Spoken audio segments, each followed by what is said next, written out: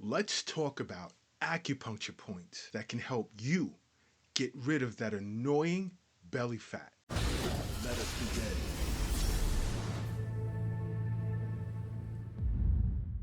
Hello, everyone, and welcome back to Acupuncture's My Life. I'm Dr. Lott, a New York State licensed board certified doctor of acupuncture. I want to talk about getting rid of that annoying belly fat with acupuncture. Now, many of you have a phobia for needles, and I understand that, but they're not as bad as you think, and acupuncture does more than just treat pain. Here at the Acupuncture's My Life clinic in New York City, I've dealt with or I've treated many patients that wanted to get rid of that annoying belly fat with abdominal acupuncture. First, you must understand as to why this fat is just sitting there and your gut is just looking like distended and you just can't understand as to why your gut is just so big. One of the main reasons for that is due to lack of exercise. And I'm not talking about just going in the gym pumping 500 pounds. That's not the only form of exercise there is. Exercise can be considered yoga and much more. Lack of physical exercise can cause poor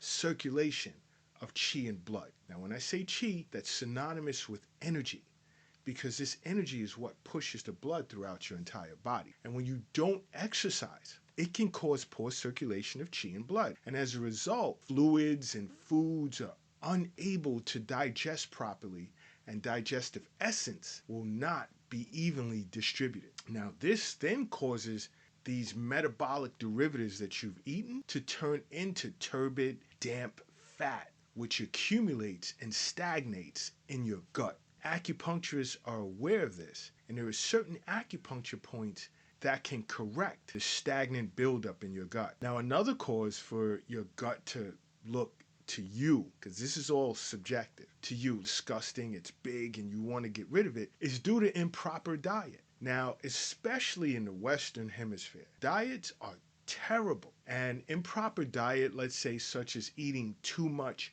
rich, greasy, sweet foods, can cause an unhealthy digestive process. What it leads to is the production of this damp heat and phlegm, which causes the metabolism of foods and fluids to be interrupted and again cause digestive derivatives in which you've eaten to accumulate in your gut. Many of you can feel this phlegmy dampness in your gut, and it's not a great feeling. And in my opinion, the best recommendation is to see an acupuncturist. There are certain acupuncture points on the body that are great for treating stagnant buildup in your gut. And I will say this before I get into these points. I am not at all recommending that you go and find some type of needle and puncture these areas of your body because you yourself, do it yourself, see an acupuncturist, a licensed acupuncturist to treat this disorder. A great acupuncture point that I'll bring up is stomach 25. Why? Because acupuncture point stomach 25 has the ability to regulate a person's intestines as well as their stomach. And when I say regulate, I'm talking about regulating the functions of that internal organ or organs. This acupuncture point can also regulate qi and blood as well as eliminate this stagnant buildup in your gut. Now, a great supporting point, acupuncture point to stomach 25 is stomach 36, which is a very powerful point.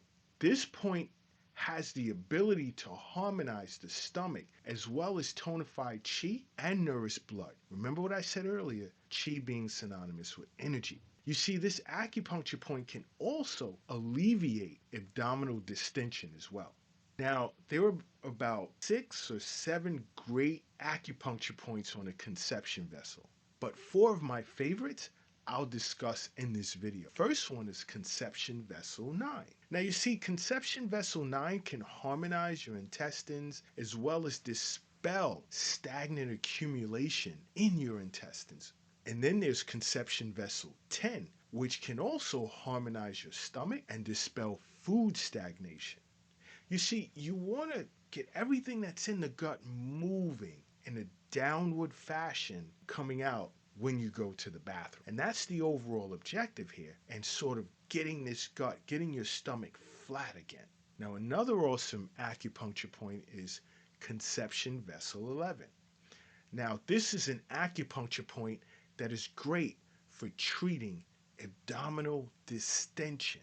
You ever feel bloated after you've eaten? Now, that's one major sign that what you've eaten isn't good. It was most likely processed. Natural foods, you're not going to feel distended or bloated after eating it. Now, another great acupuncture point is conception vessel 12. This tends to be my home run hitter in most cases.